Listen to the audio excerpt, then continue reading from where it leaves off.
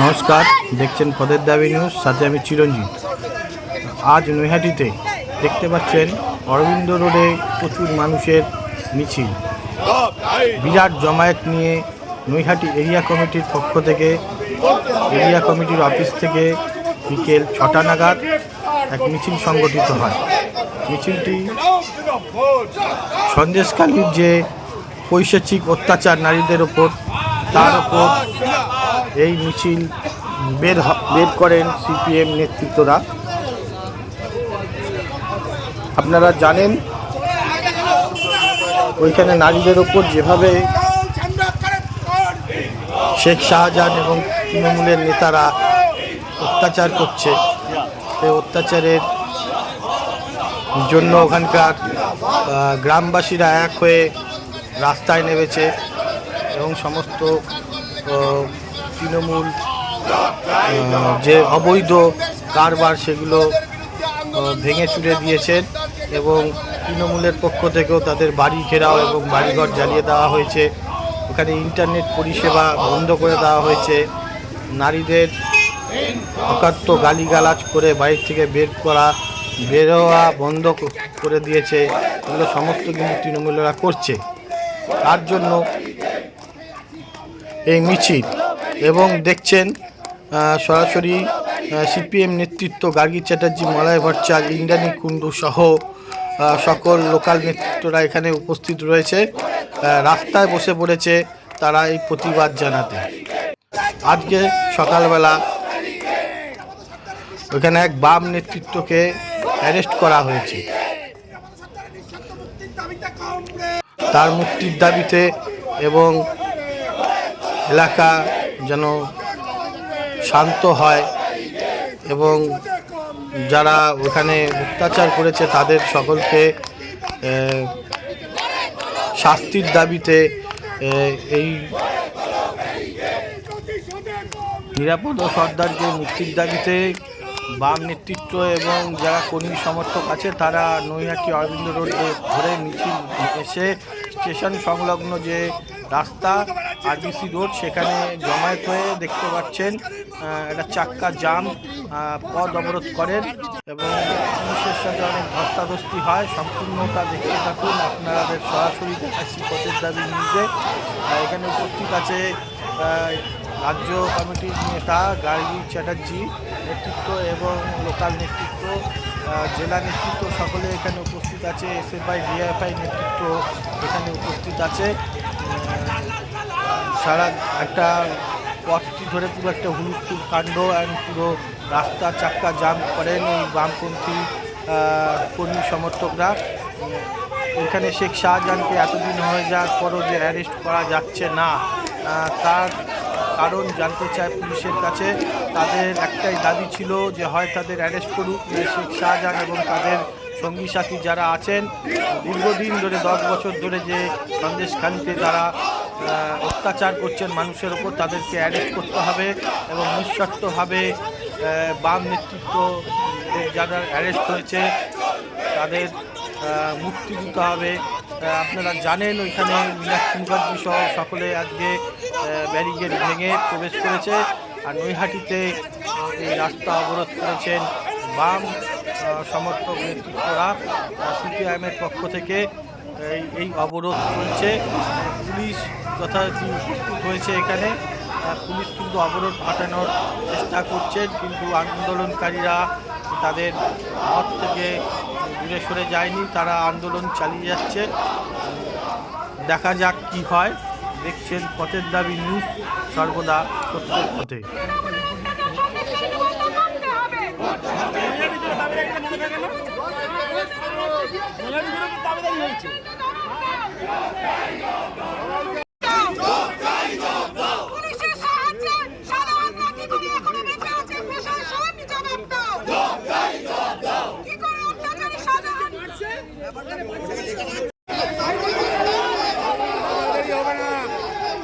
নৈহাটির আইসি এখানে উপস্থিত হয়েছে, দেখতে পাচ্ছেন।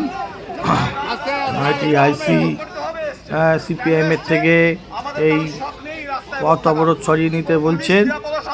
এখানে দেবজিৎ ব্যানার্জি নৈহাটি এরিয়া কমিটি সিপিআইএমের যে সম্পাদক, সে কথা বলছে পুলিশের সাথে। পুলিশের আইসি অপরদিকে কথা বলছেন।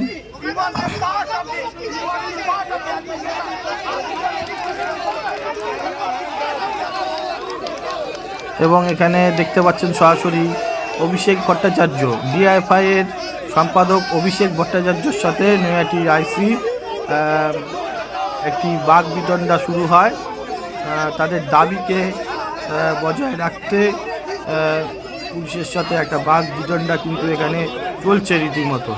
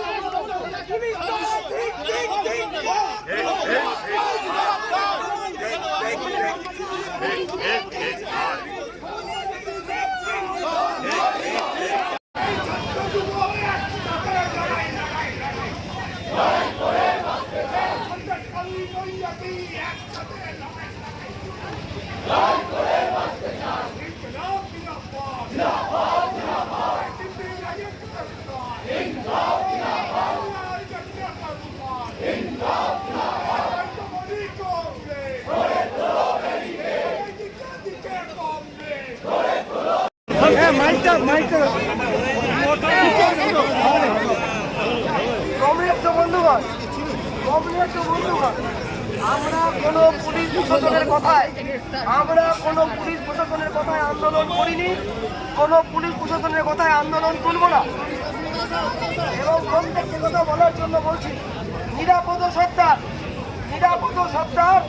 2011 সালেও সন্দেশখালীর মানুষের ভোটে জয়ী বিধায়ক নিরাপদ সত্তারকে 2013 সাল থেকে সন্দেশখালীতে এই শাহজাহান শেখ শম্ভু হাজরা ঢুকতে দেয় না। আমফান বিধ্বস্ত সন্দেশখালী, সেই আমফান বিধ্বস্ত সন্দেশখালীর পুনর্গঠনের দায়িত্ব নিয়েছিল এই নিরাপদ সত্তার। আজকে 7 বছর সে বাড়ি ছাড়া। আর গত 7 তারিখ আমি একজনে মাইক নিয়ে বলতে উঠলাম, আমার সঙ্গে সে সারাদিন মিটিংয়ে ছিল। তারপরেও সকালবেলা তার বাসভবনের বাড়ি থেকে তাকে পুলিশ গ্রেপ্তার করেছে। আর শম্ভু হাজরা, উত্তম সর্দার আর শাহজাহান 2023 সালের পঞ্চায়েত নির্বাচনে জেলা পরিষদের ক্যান্ডিডেট ছিল নিরাপদ সর্দার। তাকে সন্দেশখালীতে ঢুকে এই শাহজাহান শেখ শাহজাহান প্রচার পর্যন্ত করতে দেয়নি। নিরাপদ বসিরহাট অব্দি গেছে, তাকে নদী পেরোতে দেওয়া হয়নি। আর আজকে যখন সন্দেশখালীর মা বোনেরা 10 বছর ধরে শাহজাহানের যে মহিলাকে পছন্দ, শাহজাহান সেই মহিলাকে বাড়িতে রেখে নিত। রাত্রি 10টার পরে পার্টি অফিসে ডেকে নিত। 10টার পরে তাদের হচ্ছে তৃণমূলের পার্টি অফিসে যেতে হতো। বাড়ি নেই, ঘর নেই। সন্দেশখালীতে শাহজাহানের বাড়ি গিয়ে দেখবেন ওই মুম্বাইয়ের হিন্দি সিনেমার ভিলেনের রাজপ্রাসাদকে হার মানায় রাজা স্টাইলে। আর এই বিজেপির নেতা শুভেন্দু অধিকারী, এ ছিল হচ্ছে শাহজাহানের গডফাদার। আর যারা টিভিতে বলছে যে শাহজাহান একসময় বামপন্থী ছিল, তাদের কাছে বিনয়ের সঙ্গে বলতে চাই, শাহজাহানের সাথে কোনো কালে সিপিআইএম এর কোনো যোগাযোগ ছিল না। শম্ভু হাজরা, উত্তম সর্দার, উত্তম সর্দার, শম্ভু হাজরা আর শাহজাহান শেখ কোনোদিনও সিপিআইএম ছিল না, কখনো ছিল না। 2013 পঞ্চায়েতে এই শাহজাহান শেখ ধ্বংস করে দুষ্কৃতি নিয়ে সন্দেশখালীর পঞ্চায়েত দখল করে। ওখানে বিরোধী রাজনীতি করা নিষেধ। 2016 বিধানসভা নির্বাচনের পরে সন্দেশখালীতে 3 জন মানুষকে খুন করে এই শাহজাহান শেখরা। আমরা জানি দিদির সঙ্গে যে ছোলা ব্যাগ আছে, সেই ছোলা ব্যাগে শাহজাহানকে লুকিয়ে রেখেছেন দিদি। পশ্চিম বাংলার পুলিশ নাকি জানে না শাহজাহান কোথায় আছে। নিরাপদ সর্দারের বাড়িতে নিরাপদ সর্দার দুবারের এমএলএ, 2006 সালে জিতেছে, 2011 সালে জিতেছে। নিরাপদ বাড়ির সর্দারের বাড়ির খাটের তলায় কোনো টাকা পাওয়া যায়নি। আজ যখন নিরাপদকে নিয়ে গেছে, নিরাপদর বউ, নিরাপদ দীপা আজকে বাসন্তী থানায় গেছে। সে গিয়ে দীপা বলছে যে যে আমার স্বামী চুরি করেনি, আমার স্বামী প্রতিবাদ করেছে, আর সন্দেশখালীর মানুষ প্রতিরোধ করেছে এবং তারা তাদের নেতা মনে করে আমাদের নিরাপদ সরকারকে। তাই পুলিশ প্রশাসনকে বলবো যে 2023-এর পঞ্চায়েত নির্বাচনে আপনারা দলদাস ছিলেন, 2022-এর পৌরসভা নির্বাচনে পুলিশের নেতৃত্বে ভোট লুট হয়েছে, আপনাদের নেতৃত্বে ভোট লুট হয়েছে। এই পশ্চিম বাংলার তৃণমূলের সরকারটা রয়েছে দিল্লির মোদি আর বাংলায় পুলিশের দয়ায়।